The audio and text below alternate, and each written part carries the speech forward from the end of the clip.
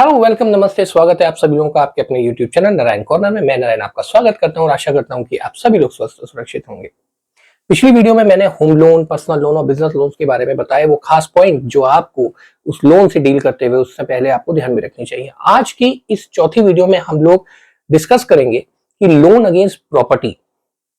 Loan against property जब आप लेने जा रहे हैं यानी कि आपके पास ऑलरेडी प्रॉपर्टी है और उसके बाद अगर आप लोन लेना चाहते हैं उस प्रॉपर्टी के अगेंस्ट, को बिजनेस नीड हो सकती है, मेडिकल नीड हो सकती है, घर में शादी है, आपको रेनोवेट करना है घर को, कोई भी ऐसी अर्जेंसी नीड आ सकती है जिसको आपको अपनी प्रॉपर्टी को गिरवी रखना पड़ता है और फिर बैंक से या एनबीएफसी से लोन लेना होता है। ऐसी खास बातें जो ये लोन लेने से पहले आपको ध्यान में रखनी चाहिए ताकि आपका ना सिर्फ लोन पास हो जाए बल्कि आपका समय भी व्यर्थ होने से बचे।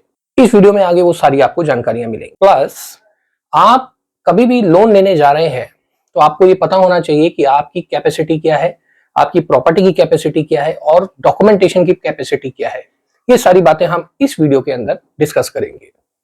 ये वीडियो बहुत ही ज्ञानवर्धक और इंटरेस्टिंग होने वाली है, तो अगर आप चैनल पे नए हैं तो प्लीज चैनल को सब्सक्राइब कर लीजिए, वीडियो पसंद आएगी तो लाइक कर दीजिए और बेल आइकन दबाना मत भूलिए ताकि आपको सारी वीडियो समय पे और सुचारू रूप से मिलती रहे। तो समय जो कि बहुत कीमती है, व्यर्थ ना करते हुए चलते हैं अपनी स्लाइड की तरफ और जानकारी देते हैं आपको कि क्या वो खास 10 बातें हैं जो लोन अगेंस्ट प्रॉपर्टी लेने से पहले आपको ध्यान में रखनी चाहिए।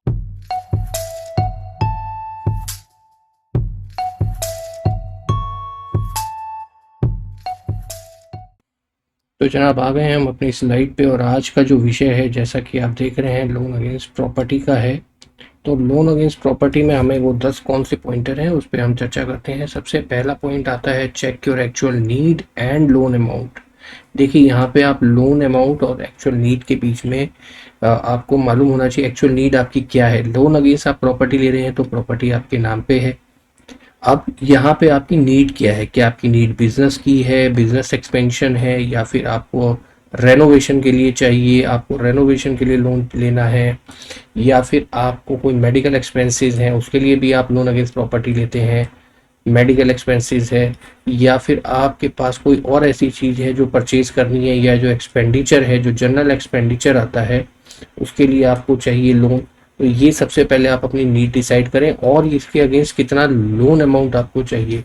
सपोज कीजिए बिजनेस के लिए आपको लोन चाहिए कम से कम नहीं तो 20 लाख रुपए का, तो आपको ये पता होना चाहिए कि बिजनेस में आपको स्टॉक परचेज करना है या फिर आपको कोई कॉन्ट्रेक्चुअल बेस पे जाना है जहाँ पे आपको एक अर्न मनी पहले देनी है या फिर कोई डिपॉजिट अमाउंट चाहिए, या फिर आपको रेनोवेशन ऑफ हाउस करना है जिसके लिए आपको 30 लाख का खर्चा है या 20 लाख का खर्चा है, वो आपको पता होना चाहिए। मेडिकल एक्सपेंसेस आ जाते हैं जिसमें खर्चा बहुत ज़्यादा होता है तो आपको लोन अमाउंट मालूम होना चाहिए कि आपको 15 लाख चाहिए या 20 लाख चाहिए, उस हिसाब से आप लोन को अप्लाई करेंगे।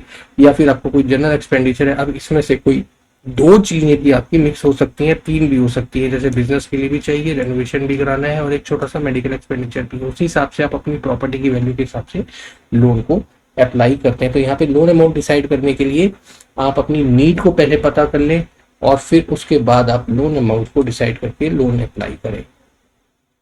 दूसरा हमारे पास पॉइंट आता है जो हमें चेक करना होता है, चेक योर सिबिल। जैसे कि मैं पहले भी बता चुका हूँ अपनी 3 वीडियो में कि आपको लोन अप्लाई करने से पहले अपना सिबिल को निकाल लेना चाहिए, उसमें कितने लोन आपके चल रहे हैं पहले वो देख लीजिए, फिर आपका स्कोर क्या है सिबिल स्कोर उसे देख लीजिए, और ये जितने भी लोन है इसमें कोई डीपीडी तो नहीं है, कोई डीपीडी अकाउंट ना हो, कोई ऐसा अनअटेंडेड अकाउंट ना हो, या कोई क्रेडिट कार्ड का ड्यूज उसमें ओवर ड्यूज ना दिख रहा हो, वो आपको सिबिल में चेक कर लेना चाहिए बिफोर अप्लाइंग द लोन।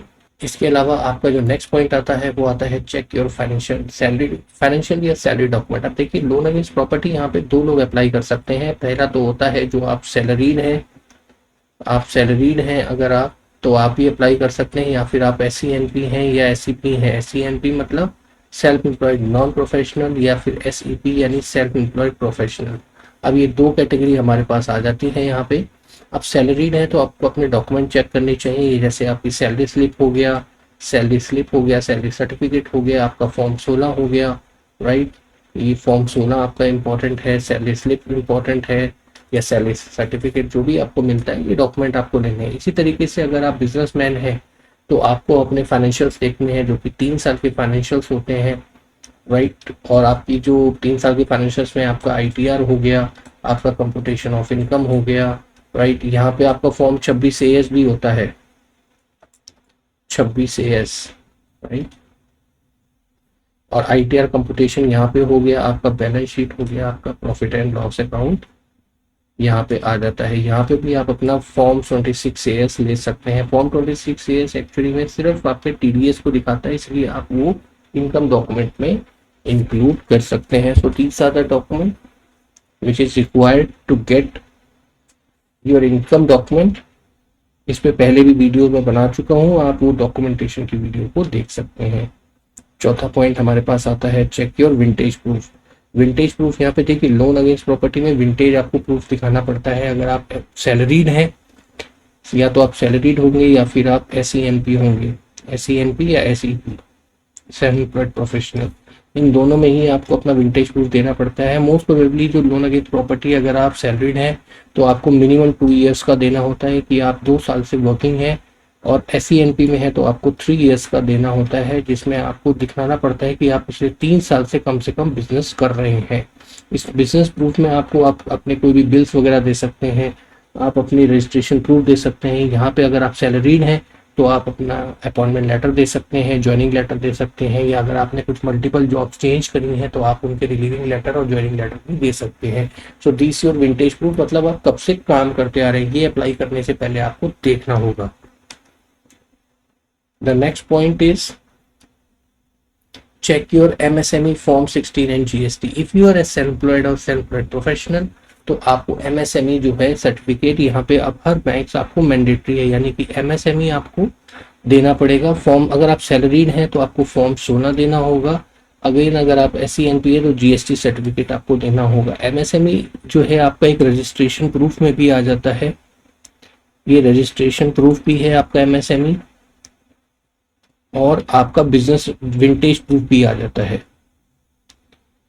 अब MSME जो है वो इम्पोर्टेंट है। कुछ लोग GST लेते हैं और कुछ लोग GST अभी एप्लीकेबल नहीं है, तो GST कैन बी वेव्ड, ये वेव हो सकता है, ये वेव्ड हो जाएगा। GST जरूरी नहीं है, कुछ केसेस में मैंडेट होता है, लेकिन अगर आप GST में नहीं आते हैं कैटेगरी में तो जरूरी नहीं कि GST, लेकिन MSME है ये आपका मैंडेट है, ये इम्पोर्टेंट है, ये आपके पास होना ही चाहिए अगर आप बिजनेसमैन हैं। इसी तरीके से फॉर्म 16 जो है, अगर आप सैलरीड हैं, तो फॉर्म 16 आपका 2 साल का होना ही चाहिए। ये आपका डॉक्यूमेंट, बेसिक डॉक्यूमेंट है। MSME, GST और सैलरीड है तो आपका फॉर्म 16 2 साल का, ये बेसिक डॉक्यूमेंट है। अप्लाई करने से पहले इन्हें इकट्ठा जरूर कर ले। The 6th point is check existing loans and card। अगर आपके कोई भी लोन, जैसे आपने दूसरे नंबर का पॉइंट देखा था कि चेक योर सिबिल, उसमें आपके कुछ लोन्स आ जाएंगे जो आपके लोन्स चल रहे हैं, या फिर आपके कुछ कार्ड्स हैं जो आपके आउटस्टैंडिंग है। देखिए अगर लोन है आपके 1, 2, 3 या जितने भी आपके लोन चल रहे हैं उनको देख लीजिए। अगर वो लोन 6 मंथ से कम अगर वो अपने आप बंद हो जाएंगे तो वो, अगर ये लोन आपके 6 मंथ में अपने आप बंद होने वाले हैं तो ये ऑब्लिगेशन में नहीं आएगा। लेकिन अगर कोई ऐसे लोन है जो आपके 6 महीने से ज़्यादा फ्यूचर में चलने वाले हैं तो वो आपके ऑब्लिगेशन में आएंगे, तो उन्हें एक बार काउंट कर लीजिए, क्योंकि इससे ही आपकी एलिजिबिलिटी माइनस होगी। कार्ड्स का जो आउटस्टैंडिंग है वो आपके सिबिल में आपको पता चल जाएगा। उस आउटस्टैंडिंग को देख लीजिए, उस टोटल आउटस्टैंडिंग का 5% माइनस होता है आपके लोन एलिजिबिलिटी में से। तो आपको ये दोनों चीज़ें डिसाइड करनी पड़ेंगी। एलिजिबिलिटी से रिलेटेड मेरी पहले भी वीडियोस हैं, आप चैनल पे विजिट करके उसको प्लेलिस्ट में से देख सकते हैं कि एग्जिस्टिंग लोन किस तरीके से माइनस किए जाते हैं। अलावा इसके हमारे पास जो नेक्स्ट और इम्पॉर्टेंट पॉइंट है वो है check your bank statement, banking या बैंक स्टेटमेंट। देखिए यहाँ पे ये दोनों के लिए जरूरी है, चाहे आप सैलरीड हो या फिर आप सेल्फ एम्प्लॉयड हो, ये दोनों के लिए ही इम्पोर्टेंट है। अगर आप SENP हैं यानी सेल्फ एम्प्लॉयड हैं, या फिर आप सैलरीड हैं, तो ये भी बैंकिंग और बैंक स्टेटमेंट आपको देनी ही पड़ती है। आप सैलरीड हैं तो आपको मिनिमम 6 मंथ की बैंक स्टेटमेंट आपको देनी होगी, जिसमें आपके हर महीने सैलरी क्रेडिट दिखनी चाहिए। जो सैलरी है वो आपकी क्रेडिट होनी चाहिए। दूसरी तरीके से SENP या SEP में आपकी करंट अकाउंट की जो स्टेटमेंट है वो देखी जाती है, जिसमें आपके लास्ट 1 ईयर यानी 12 महीने की बैंकिंग देखी जाती है, जिसमें हर महीने पर मंथ आपका जो है 3 क्रेडिट और 3 डेबिट की एंट्रीज होनी जरूरी है। यहाँ पे जो 3 क्रेडिट और 3 डेबिट की एंट्रीज हैं ये बिजनेस की होनी चाहिए। ये नहीं कि आप अपने सेल्फ अकाउंट से ट्रांसफर कर रहे हैं या पेमेंट कर रहे हैं, उसको काउंट नहीं करेंगे। यहाँ पे सिर्फ बिजनेस की एंट्री ही अलाउड है। तो 3 बिजनेस की एंट्री क्रेडिट में और 3 बिजनेस की डेबिट में पर मंथ अलाउड मिनिमम होनी ही चाहिए। तो अपनी स्टेटमेंट चेक करें। अप्लाई लोन करने से पहले ये जरूर देख लें कि ये क्रेडेंशियल्स आपकी बैंकिंग में आ रहे हैं या नहीं आ रहे, जिससे आपका लोन रिजेक्ट होने से बच जाएगा। Next important point is check property papers. देखिए, अगर आप लोन अगेंस्ट प्रॉपर्टी लेने जा रहे हैं तो अपने प्रॉपर्टी पेपर्स चेक कर लें, which is most important point. अगर आपके पास अभी अपनी डीड, रजिस्टर्ड डीड होनी जरूरी है, रजिस्टर्ड डीड होनी जरूरी है। अगर आपके पास जीपीए है या फिर आपके पास कोई भी रजिस्टर्ड डीड नहीं है तो आपका लोन नहीं होगा। बहुत सारी कुछ एनबीएफसी कुछ अब ऐसी आ गई हैं जो कि 15 लाख तक या फिर 10 लाख तक या फिर 25-20 लाख तक आपको लोन दे देती हैं on the basis of GPA. लेकिन इनका जो रेट ऑफ इंटरेस्ट है वो रेट ऑफ इंटरेस्ट 15% से लेकर के और 22% तक रहता है। This is just similar to your personal loan या बिजनेस लोन विदाउट प्रॉपर्टी।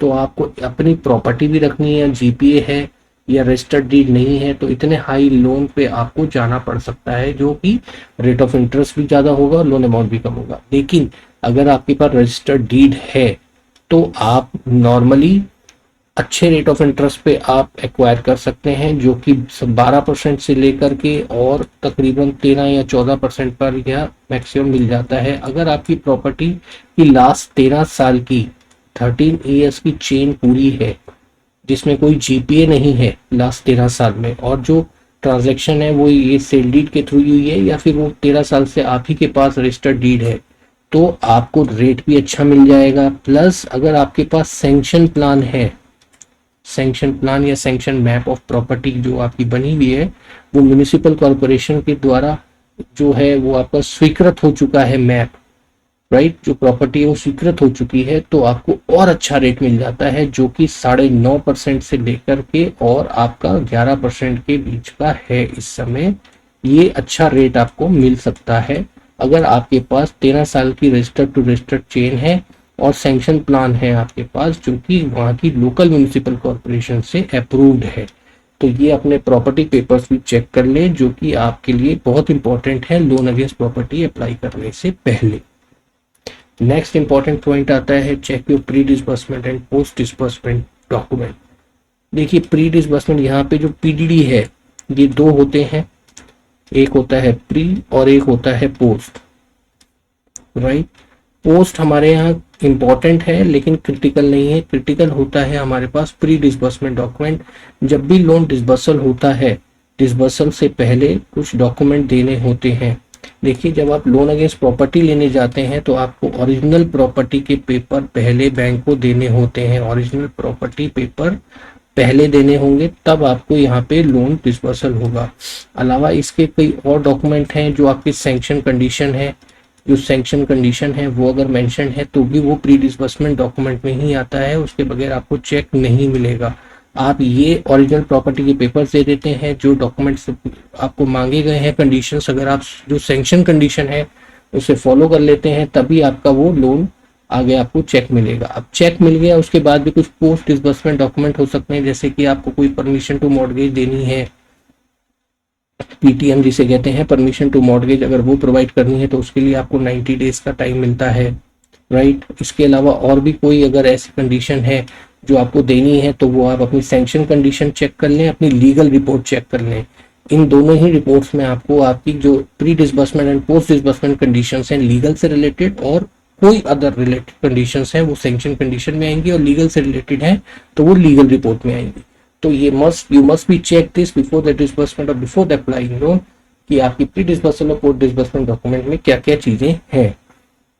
अलावा इसके हमारे पास लास्ट आता है check OTC, TM, FCC, tenure and ROI. देखिए, ओटीसी मैंने बता दिया आपको, ओटीसी इंपॉर्टेंट है। जो आपकी डिसबर्समेंट की कंडीशंस होती है, चेक डिलीवर तभी होता है जब आपकी ओटीसी क्लियर होती है। डीएम यानी कि जो डिसबर्समेंट मेमो है वो जरूर चेक कर लें। जब आपका सैंक्शन होता है उसके बाद जब आप लोन डॉक्यूमेंट साइन करते हैं उसमें ये डीएम होता है, उसमें आपकी लोन की कंडीशन सारी लिखी होती है, पढ़ लें एक बार, इंपॉर्टेंट डॉक्यूमेंट है। एफसीसी यानी कि फोरक्लोजर चार्जेस कितने हैं। फोरक्लोजर चार्जेस आपके पर ईयर के हिसाब से होते हैं। फोरक्लोजर चार्जेस इंपॉर्टेंट है, इसको चेक कर लें। कितना लिखा है 10 ईयर और आरओआई, ये आपके सैंक्शन लेटर में लिखे होते हैं दोनों चीजें, इसको चेक कर लें कि आपकी वो कितने दी गई है। Now have a relook.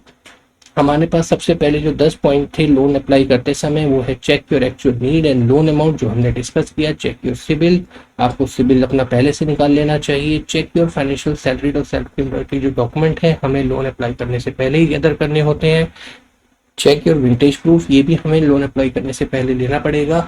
2 साल का आपका सैलरीड का और 3 साल का सेल्फ एम्प्लॉयड का, अगर आपका अपना बिजनेस है। अलावा इसके आपको यहाँ पे एमएसएमई फॉर्म 16 और जीएसटी और एमएसएमई सेल्फ एम्प्लॉयड के लिए होता है और फॉर्म 16 सैलरीड के लिए होता है, वो आपको चेक करना होगा, वो भी आपको गैदर करना होगा। Check existing loan and cards, जब आप सिबिल अपना निकालते हैं तो ये दोनों पॉइंट आपके को रिलेट हो जाते हैं। Check your existing loans and card, आप अपने सिबिल से देख सकते हैं और अपने एलिजिबिलिटी को पहले ही प्री डिसाइड कर सकते हैं। एलिजिबिलिटी कैसे निकालनी है वो मेरी बहुत सारी वीडियोस आप चैनल पे देख सकते हैं, आपको वीडियोस मिल जाएंगी।